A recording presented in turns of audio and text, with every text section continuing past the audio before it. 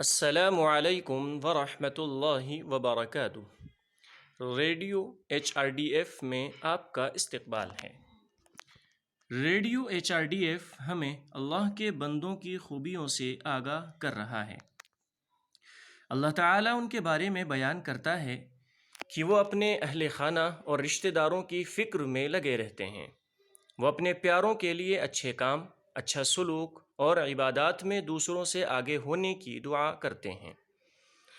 والذین یقولون ربنا هب لنا من ازواجنا وذریاتنا قرۃ اعین وجعلنا للمتقین اماما، اور یہ دعا کرتے ہیں کہ اے ہمارے پروردگار، تو ہماری بیویوں اور اولاد کو ہماری آنکھوں کی ٹھنڈک کا ذریعہ بنا اور ہمیں پرہیزگاروں کا پیشوا بنا۔ وہ اپنے خاندان اور رشتہ داروں کا خیال رکھتے ہیں اور ان کی خوشحالی، فلاح و بہبود اور ترقی کے بارے میں زیادہ فکر مند رہتے ہیں۔ اسلام خاندانی زندگی اور معاشرتی امور سے بھاگ کر ایک ویران زندگی گزارنے کی ترغیب نہیں دیتا ہے۔ اللہ کے بندے وہ ہیں جو اپنے شریک حیات اور بچوں کو اپنی طرح نیک بننے کی دعا اور فکر کرتے رہتے ہیں۔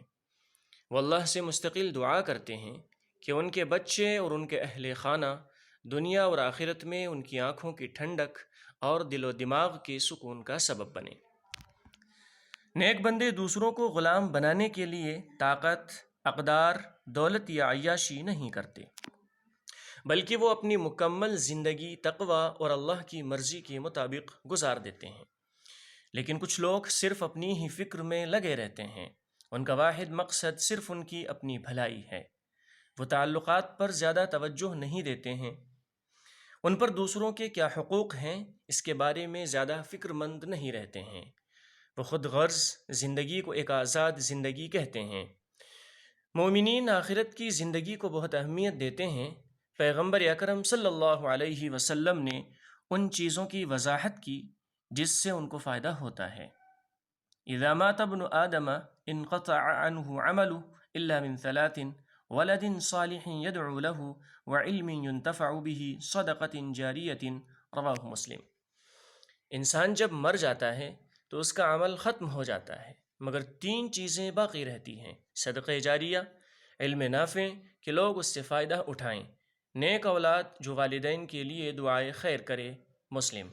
آئیے ہم اللہ کے نیک بندوں کی طرح دعا کریں۔ ربنا هب لنا من ازواجنا وذریاتنا قرۃ اعین وجعلنا للمتقین اماما۔